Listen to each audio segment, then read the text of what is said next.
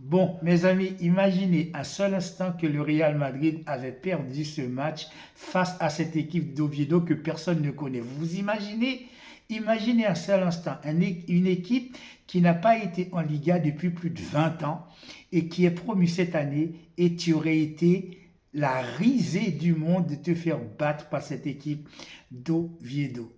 Mais il y a une anecdote à raconter, mes amis. Est-ce que vous saviez que cette équipe avait battu le FC Barcelone il y a 16 ans, juste avant de descendre en deuxième division? D'autant plus que cette équipe de Barcelone qui avait été battue par Oviedo, c'est la même équipe dans laquelle on pouvait trouver un certain Luis Enrique, un certain Pep Guardiola. Quand on voit maintenant ce qu'ils sont devenus, c'est à mourir de rire. Histoire de dire effectivement que le FC Barcelone ne pouvait pas perdre contre cette équipe d'Oviedo. D'autant plus que nous avions été menés 1-0. 1-0 suite à une cagade de ces gardiens de but que tout le monde encense, d'ailleurs que moi j'aime énormément, qui est Johan Garcia. Je m'étais toujours dit quand est-ce qu'il allait faire la même connerie qu'avait faite il y a quelques années un certain Ter Stegen, qui avait été lobé par un joueur à quasiment 50 mètres de distance. Eh bien, cette fois-ci, Johan Garcia aussi s'est fait lober par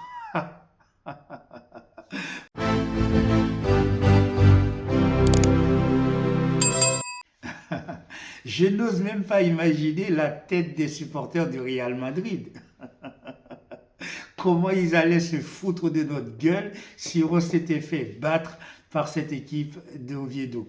Finalement, le FC Barcelone ne s'est pas fait avoir puisque le FC Barcelone a remporté ce match sur un score de 3-1, but de Arroyo, de Lewandowski, mais aussi d'Eric Garcia, mes amis, on va en parler.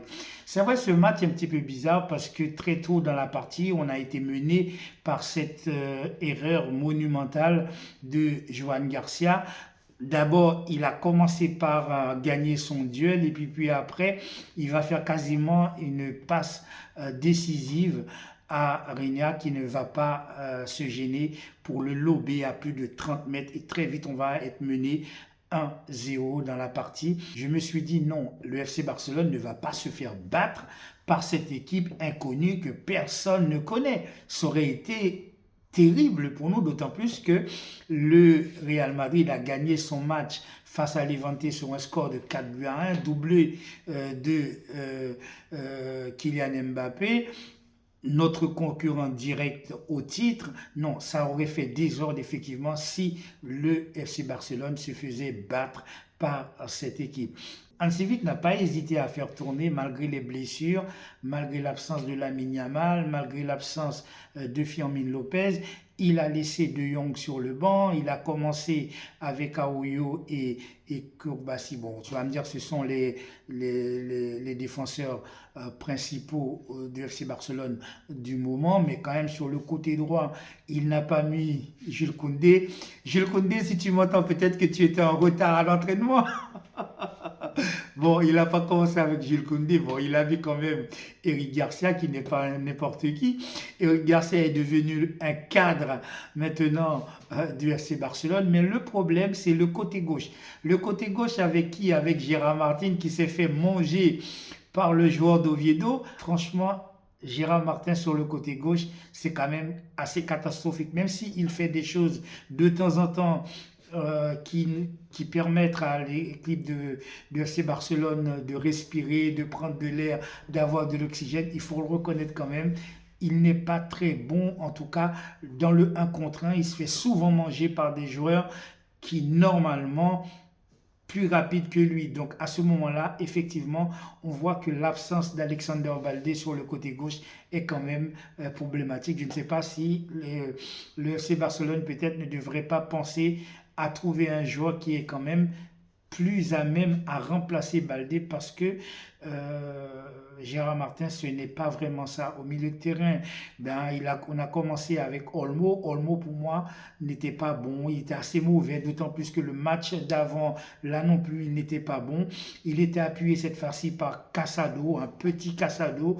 On connaît la ténacité de Casado, on connaît sa capacité à faire quelques passes. Là, il n'a pas été non plus exceptionnel. D'ailleurs, il a été très vite remplacé par un Frankie de Jong à la deuxième mi-temps qui a été nettement meilleur que Casado. Normalement, c'est normal parce que de Jong est quand même titulaire du poste. On est en train de parler quand même de Frankie de Jong. Effectivement, ça a permis au FC Barcelone de remonter le niveau de jeu et ainsi mettre le pied sur le ballon. On a commencé à leur faire courir et ainsi à prendre possession de notre football. Grâce également à un très bon Rashford. Rashford, il faut noter, sur le côté gauche, qui a débuté cette partie, qui a été très bon d'ailleurs. Il a été quasiment dans toutes les actions. Il a fait ce qu'il fallait pour essayer d'apporter le surplus. Bien entendu, il n'a pas marqué, mais la fois dernière, il avait marqué un doublé. Et là, ce n'est pas faute d'avoir essayé. Il a beaucoup essayé, il a beaucoup tenté, il a beaucoup osé. Et ça, il faut le dire, Rashford est un très, très bon élément. Même s'il a 27 ans, même si on a l'impression qu'il est vieux, que sa carrière est derrière lui, je pense que c'est trop vite l'enterrer. C'est une très bonne acquisition, même si j'étais pas pour au départ. Il faut le dire, Rashford nous a vachement aidé. Ferran Torres, qui était pourtant numéro 9 de cette équipe, puisque Lewandowski n'a pas commencé, j'ai trouvé Ferran Torres un petit peu, je sais pas, il a du mal à marquer des buts. Il a marqué un doublé la dernière fois, et là, cette fois-ci, même le match précédent d'ailleurs, il avait fait un poteau. Là aussi, il aurait pu marquer, mais malheureusement, ça n'a pas été le cas. Mais c'est Eric Garcia qui va marquer même. En tout cas, ce but, on peut le mettre sur le compte de Ferran Torres parce que c'est grâce à lui que nous avons pu revenir au score avec cette espèce de retournée acrobatique que le gardien va repousser et Eric Garcia va être là tel un renard des surfaces pour remettre le FC Barcelone sur de bons rails et ainsi venir égaliser un partout. Et qui va marquer le deuxième but, mes amis? C'est le papy polonais qui va marquer le deuxième but, vous le connaissez, Robert Lewandowski. C'est ça en fait. Robert Lewandowski, c'est comme un vieux vin.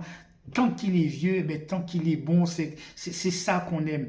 Il ne peut plus jouer, en mon sens, il ne peut plus jouer des matchs complets, des 90 minutes, mais pourquoi ne pas le faire jouer des 40, des 30, des 25 minutes, de le faire rentrer comme ça?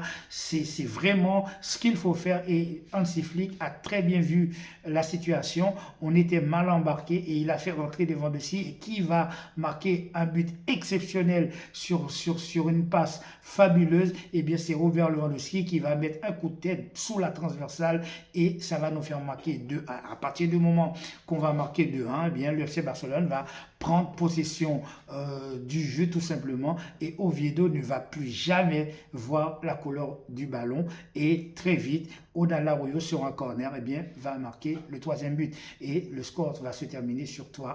Tout ceci pour dire quoi? Mais pour dire qu'il ne faut jamais prendre à la légère lorsque vous jouez contre des petites équipes. Que ce soit une équipe qui est promue, que ce soit une équipe en bas de tableau, une équipe tout en fin de tableau, eh bien, il faut jouer chaque match et ne pas se faire avoir. Or, on sait que Barcelone a énormément de mal pour gagner des matchs contre les petites équipes. Et là, cette fois-ci, effectivement, on a failli se faire avoir. Et je vois encore la tête de Riles, je vois la tête de tous ces Madrilènes qui allait se foutre de nous. Vous vous rendez compte, si on avait perdu contre cette équipe d'Oviedo, eh bien, ça aurait fait le bonheur de tous les Madrilènes. Eh bien, grâce à cette victoire, on a collé au score. Eh bien, on tient encore notre destin en main. Si le FC Barcelone, eh bien, le week-end prochain, si le Real Madrid, plutôt, le week-end prochain, face à Atlético Madrid, eh bien, ne sort pas son épingle du jeu, le FC Barcelone pourra toujours prendre la tête de la Liga, la place qui nous revient. Je rappelle qu'on est quand même